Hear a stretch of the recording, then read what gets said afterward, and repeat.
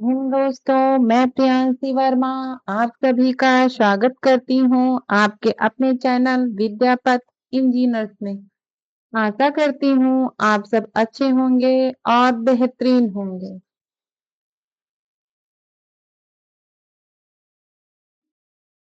आज की क्लास का हमारा पहला क्वेश्चन है, भारत के 93 ग्रैंड मास्टर कौन बने हैं? तो ये बने हैं आरो डेंगला। कौन बने हैं? आरो डेंगला बने हैं। ऑप्शन नंबर सी, आरो डेंगला फरवरी 2026 में भारत के 93 शतरंज ग्रैंड मास्टर बने हैं।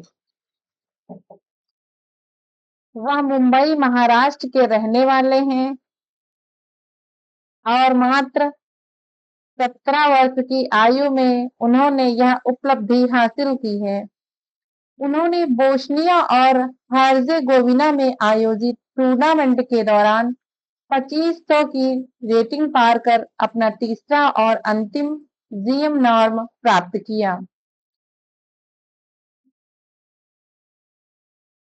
ऑप्शन नंबर सी, आरो डेंगला सही आंसर।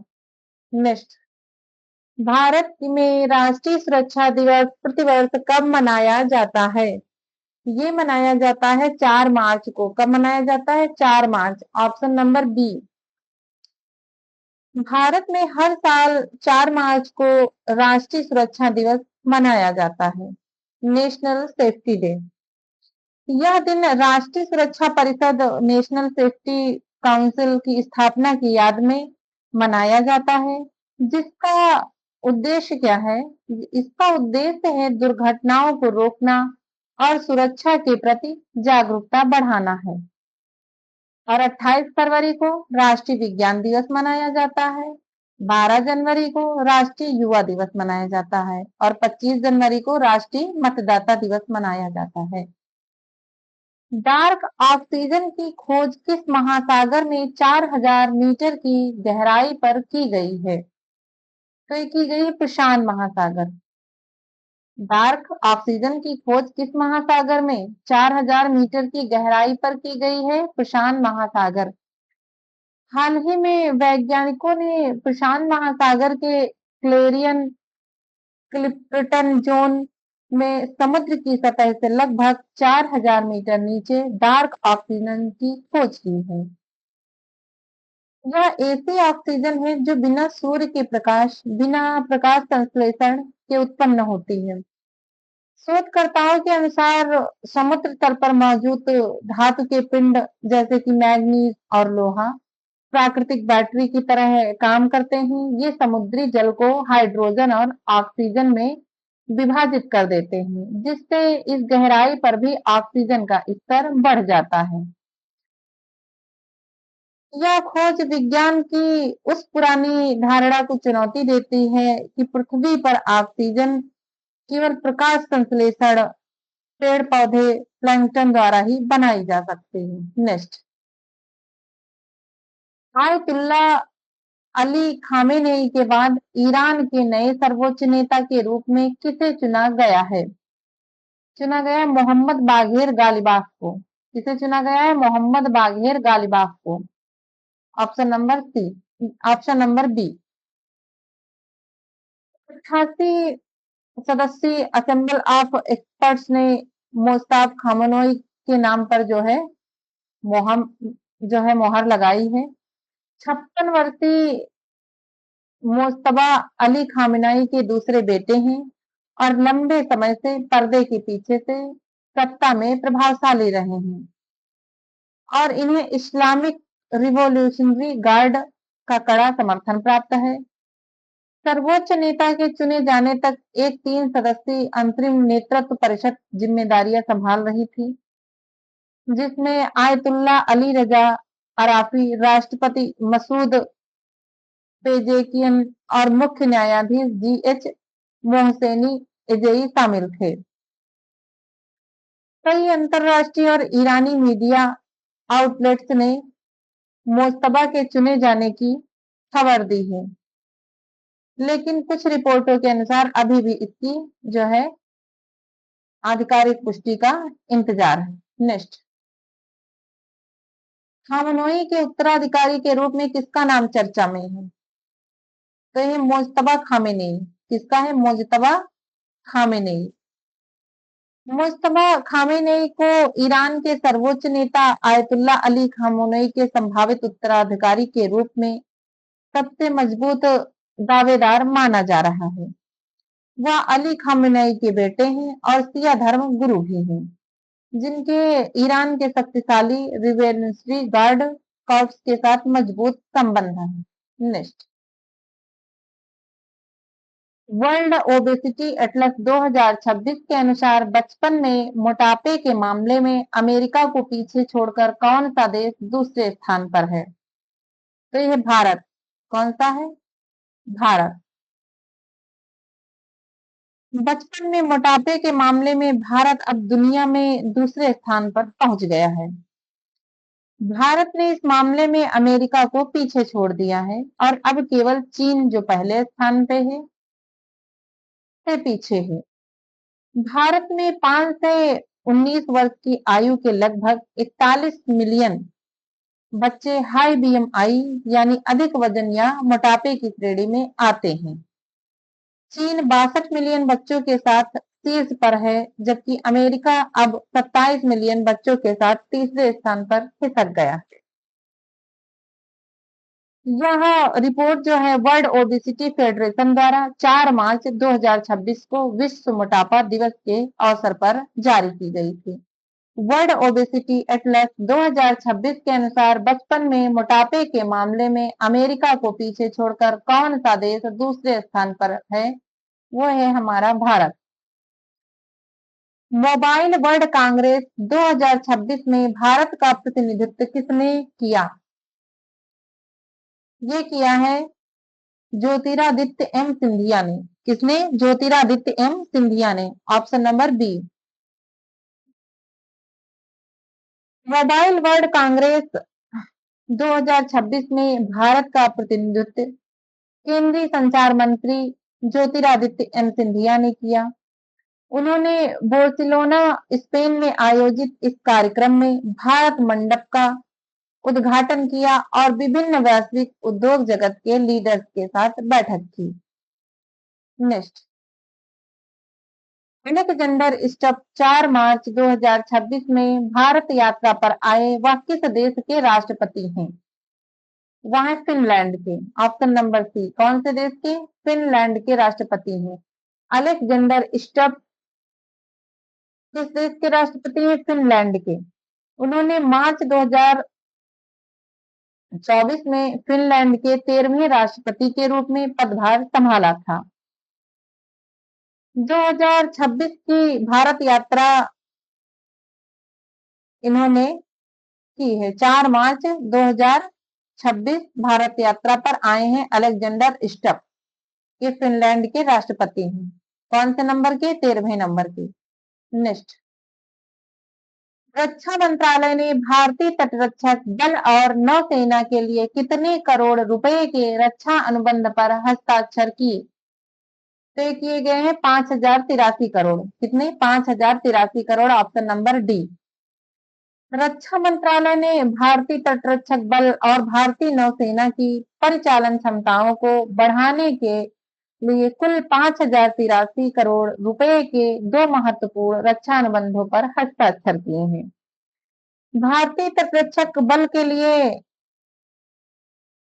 2901 करोड़ का अनुबंध हिंदुस्तान एरोनॉटिक्स लिमिटेड के साथ 6 एडवांस्ड लाइट हेलीकॉप्टर की खरीद के लिए किया गया है। भारतीय नौसेना के लिए 2182 करोड़ का अनुबंध रूस के जेएससी रोसोबोरोन एक्सपोर्ट के साथ रियल स्टील मिसाइलों की खरीद के लिए किया गया है। ये समझौता 3 मार्च 2026 को नई दिल्ली में रक्षा सचिव राजेश कुमार सिंह की उपस्थिति में किए गए, जो समुद्री सुरक्षा और हवाई रक्षा को मजबूत करने की दिशा में एक बहुत बड़ा कदम है। रक्षा मंत्रालय ने भारतीय तटरक्षक बल और नौसेना के लिए कितने करोड़ रुपए के रक्षा अनुबंध पर हस्ताक्षर किए? 5083 करोड़। नेक्स्ट, भारतीय सेना ने वन्य जीव संरक्षण के लिए किस राज्य केंद्र शासित प्रदेश के साथ समझौता किया है? तो किया है लद्दाख। कौन से केंद्र शासित प्रदेश के साथ? लद्दाख के साथ। भारतीय सेना की फायर एंड फ्यूरी कोर और लद्दाख प्रशासन के बीच वन्य जीव संरक्षण और क्षेत्र की नाजुक उच्च हिमालयी पारिस्थितिकी तंत्र को संरक्षित करने के लिए एक समझौता ज्ञापन पर हस्ताक्षर किए गए हैं। यह समझौता 3 मार्च 2026 को विश्व वन्यजीव दिवस के अवसर पर किया गया। इसका मुख्य उद्देश्य क्या है? इसका मुख्य उद्देश्य है हिम तेंदुआ, हिमालयी भेड़िया, भड़ल और अन्य लुप्त प्राय प्रजातियों के साथ साथ उनके प्राकृतिक आवासों का संरक्षण करना है। यह साझेदारी लद्दाख में संयुक्त स्नो लेपर्ड कंजर्वेशन सेल की स्थापना भी की जाएगी। भारतीय सेना ने वन्य जीव संरक्षण के लिए किस राज्य केंद्र शासित प्रदेश के साथ समझौता किया? लद्दाख के साथ। नेक्स्ट, 16वीं शताब्दी की मूर्ति भारत को किस संस्था ने वापस की है? तो ये किया है स्मोलियन म्यूजियम, ऑक्सफोर्ड विश्वविद्यालय ने। Option number A, Ashmolean museum, Oxford विश्वविद्यालय ने 16वीं शताब्दी की मूर्ति भारत की संस्था को वापस की है। स्मोलियन म्यूजियम, ऑक्सफोर्ड विश्वविद्यालय, यह 16वीं शताब्दी के संत तिरुमंगई अलवार की एक दुर्लभ कांस्य प्रतिमा थी। ब्रिटेन के जो ऑक्सफोर्ड विश्वविद्यालय स्थित स्मोलियन म्यूजियम ने इस मूर्ति को भारत सरकार को वापस सौंपा है। यह मूर्ति मूल रूप से तमिलनाडु के थडिकोम्बू स्थित श्री सुंदर राजा पेरुमल मंदिर से चोरी हुई थी। मार्च 2026 में लंदन स्थित भारतीय उच्चायोग में आयोजित एक समारोह के दौरान इसे आधिकारिक रूप से वापस किया गया। नेक्स्ट, हट्टी रिसाला महोत्सव किस राज्य से संबंधित है? यह संबंधित है महाराष्ट्र से। हट्टी रिसाला महोत्सव किस राज्य से संबंधित है? महाराष्ट्र से। यह महाराष्ट्र के जालना शहर की एक ऐतिहासिक और सांस्कृतिक परंपरा है। यह उत्सव हर साल धूलिवंदन होली के अगले दिन के अवसर पर मनाया जाता है। इस पारंपरिक जुलूस में एक सजे हुए हाथी पर प्रतीकात्मक राजा और प्रधानमंत्री सवार होते हैं, जो भीड़ पर रेवड़ियां मिठाई बरसाते हैं। मार्च 2026 में इसने अपनी परंपरा के 138 वर्ष पूरे किए हैं। नेक्स्ट, फूल ढोल महोत्सव मुख्य रूप से भारत के किस राज्य में मनाया जाता है? ये मनाया जाता है एमपी, मध्य प्रदेश में। Option number B. फूल ढोल महोत्सव मुख्य रूप से राम स्नेही संप्रदाय द्वारा एक वार्षिक उत्सव के रूप में मनाया जाता है, जिसका मुख्य मेला राजस्थान के भीलवाड़ा जिले के शाहपुरा में आयोजित होता है। गुजरात में स्वामीनारायण समुदाय विशेषकर शालंगपुर में भी इस त्योहार को बड़े उत्साह के साथ मनाया जाता है।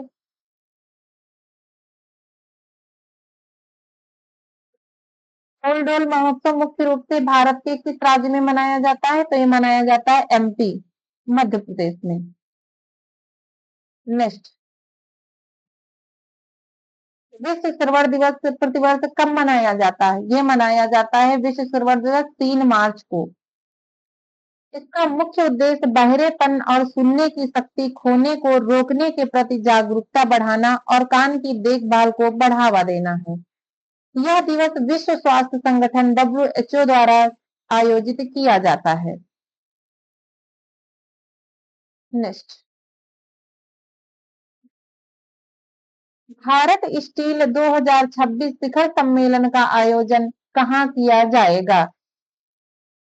ये किया जाएगा नई दिल्ली में। कहाँ किया जाएगा? नई दिल्ली में। भारत स्टील 2026 शिखर सम्मेलन का आयोजन नई दिल्ली में किया जाएगा।